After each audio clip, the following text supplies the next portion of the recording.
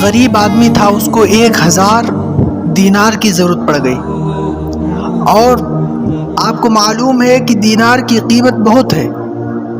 اب وہ شخص بہت پریشان ہو گیا، اس کی سمجھ میں نہیں آ رہا تھا کہ آخر وہ اپنی ضرورت کو کیسے پورا کرے گا۔ بہرحال اس کو اللہ کی ذات پر مکمل یقین تھا۔ اللہ کی ذات پر یقین رکھتے ہوئے وہ ایک امیر شخص کے پاس گیا اور اس نے 1000 دینار کا اس سے سوال کیا۔ تو امیر شخص، جب انسان غریب ہوتا ہے تو امیر شخص کو اس کے اوپر یقین اعتماد کرنا تھوڑا سا مشکل ہوتا ہے، کیونکہ اس کو معلوم ہوتا ہے کہ یہ شخص کہاں سے پیسے دے گا۔ لہٰذا اس امیر شخص نے کہا میں تم کو 1000 دینار تو دے دوں گا، لیکن کیا تمہارے پاس کوئی گواہ ہے؟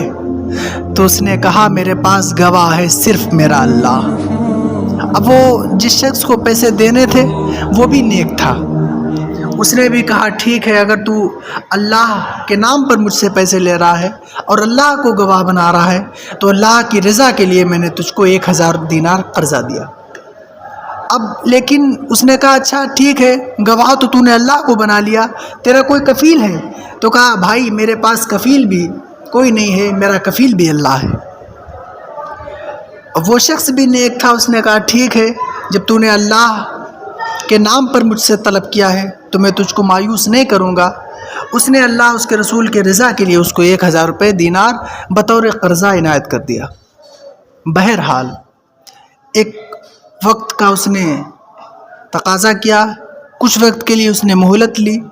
وقت مقررہ پر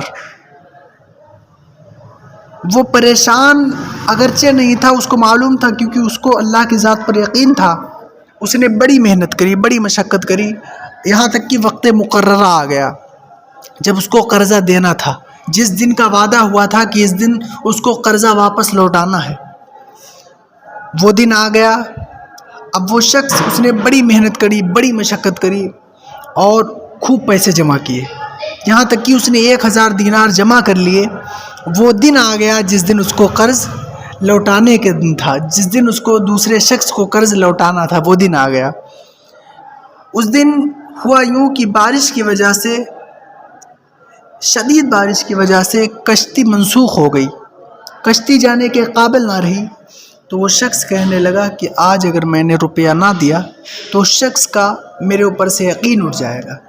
اس نے 1000 دینار کسی تجربے سے ایک محفوظ چیز میں باندھ کر اس میں ایک چٹھی لکھ دی کہ تو مجھ سے بدگمان نہ ہو، میں نے تیرا جو قرض تجھ سے لیا تھا وہ میں نے اس کشتی پر سوار کر دیا ہے، مجھے اللہ کی ذات پر یقین ہے کہ وہ تجھ کو ضرور مل جائے گا۔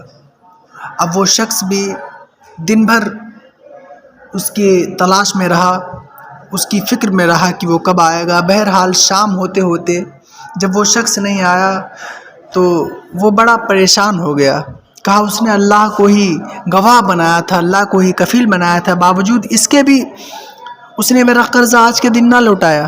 بہرحال اس نے دیکھا کہ ایک بہتی ہوئی لکڑی اس کی طرف آ رہی ہے، اس نے کہا چلو ٹھیک ہے، اگر وہ نہیں آیا تو میں اس لکڑی کو لیے جاتا ہوں اور سکھا لوں گا تاکہ ہمارے بچے آج کھانا کھا لیں گے۔